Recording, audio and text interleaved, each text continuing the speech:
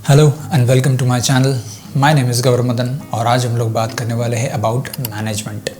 So management is basically, अगर हम लोग फ्रीलांसिंग फोटोग्राफर है तो हम लोग बहुत सारे इवेंट्स करते हैं।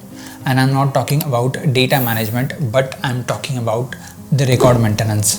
सो बेसिकली हम लोग बहुत सारे इवेंट्स करते हैं, जैसे wedding, baby shower, naming ceremony, या फिर उसके अलावा अगर हो सकता है हम लोग कॉर्पोरेट इवेंट्स करें, हो सकता है हम लोग कमर्शियल इवेंट्स करें, जैसे प्रमोशनल इवेंट्स वगैरह होते हैं। तो ये सारी चीज़ें हम लोग करते हैं। बट सबसे बड़ा प्रॉब्लम और ये क्वेश्चन है कि इस चीज़ को हम लोग कहीं पर मेंटेन करके रखते हैं, ये सारी चीज़ों का रिकॉर्ड हम लोग कहीं पर मेंटेन करके रखते हैं।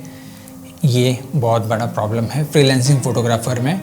और बहुत लोगों ने मुझे ये सवाल पूछा कि हम लोग इसको किस तरह से मैनेज करें। बेसिकली क्या होता है कि हम लोग बहुत सारे इवेंट्स करते हैं जिसमें हमारा जैसे फॉर एग्ज़ाम्पल मैं बता सकता हूँ कि अगर जैसे वेडिंग हो, हम लोग 2 इवेंट लेंगे, एक वेडिंग और एक कोई स्मॉल इवेंट लेंगे। तो अगर वेडिंग कर रहा हूँ तो वेडिंग में जब मुझे किसी की इंक्वायरी आती है तो मैं वहाँ पर जो उनके डिटेल्स है वो कहाँ पर मेंटेन करता हूँ, ये हमको प्रॉपरली मेंटेन करना चाहिए। जैसे फॉर एग्ज़ाम्पल हम लोग बोल सकते हैं उनका नाम, उनका जो इवेंट है उनका डिटेल्स और डेट्स, और उसके अलावा अगर उनकी कोई भी रिक्वायरमेंट होगी जैसे फ़ोटोग्राफ़ी हो या वीडियोग्राफी हो, तो वो सारी चीज़ों का आपके पास रिकॉर्ड होना ज़रूरी है। एंड उसके बाद जो आपका पेमेंट डिटेल्स है, विच इज़ योर अमाउंट, कि आप कितना अमाउंट पे करने वाले हो, आपने बैलेंस कितना रखा हुआ है, आपने एडवांस कितना लिया हुआ है, ये सारी चीज़ें हमको मेंटेन करना ज़रूरी है। क्योंकि ऐसा होता है कि वेडिंग तो बहुत बड़ा इवेंट होता है, तो वो इवेंट होने के बाद सारी चीज़ें जो पोस्ट प्रोडक्शन वाला पार्ट है वो सब करने में बहुत टाइम लगता है। तो जब टाइम लगता है तो उसके बाद हम लोग हो सकता है कि मे बी अमाउंट भूल जाए, या फिर हमको पता ना हो, या फिर कहीं पर मिस हो जाए कि हमने जो चीज़ें रखी थी वो कहाँ पर है, फिर उनके जो डेट्स थे वो कौन से है, या फिर हो सकता है कि किसका पेमेंट हमको देना बाकी है हमारे टीम में से। ये सारी चीज़ें बहुत सी चीज़ें आती हैं जिसका हमको ध्यान रखना ज़रूरी है ताकि कुछ मिस आउट ना हो जाए। अगर हम लोग छोटे इवेंट्स भी कर रहे हैं या फिर कॉर्पोरेट इवेंट्स भी कर रहे हैं तो हो सकता है कि उनका टीम का नाम या फिर टीम को देने वाला पेमेंट जो है वो हम लोग कभी देंगे, तो ये सारी चीज़ें आती हैं। तो ज़रूरी है कि हम इन सारी चीज़ों को मेंटेन करें। और इसी के लिए मैंने रिसेंटली ही एक ऐप देखा है जो ये सारी चीज़ें बहुत ही ईज़िली, बहुत ही ऑर्डर में ये सारी चीज़ों का मैनेजमेंट रखता है, which is Kizik app. So Kizik app is basically आपके सारे डिटेल्स उसमें मेंशन कर देता है।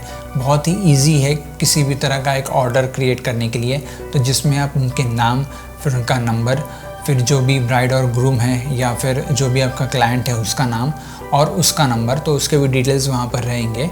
एंड उसके साथ उसके जो डेट्स है या फिर उनका जो पेमेंट है, कितना एडवांस है, कितना बैलेंस है, ये सारी चीज़ों का बहुत ही अच्छी तरह से मेंटेन करता है पूरा रिकॉर्ड, और वो एक ही क्लिक में आपको सारी चीज़ें बता देता है।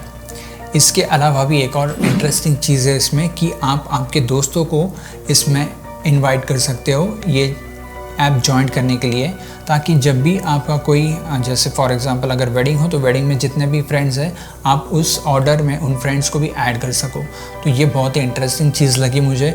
और जब भी मैं ट्रैवल करता हूँ, अगर मुझे किसी का कॉल आता है, मुझे किसी की इंक्वायरी आ रही है, या फिर मेरा कोई काम कंफर्म हो रहा हो और मैं बाहर हूँ, तो वो भी मैं बहुत ईजीली उसमें फीड कर पाता हूँ। अभी जैसे मैं कहीं पर ट्रैवल कर रहा हूँ, मैं कहीं पे लोग बस में या ट्रेन में हम लोग ट्रैवल करते हैं, तो वहाँ पर मैं बैठे बैठे कुछ नहीं कर रहा हूँ, तो मैंने एक अपना ऑर्डर बना लिया वहाँ पर, तो सारी चीज़ें वहाँ पे रिकॉर्ड मेंटेन हो गया।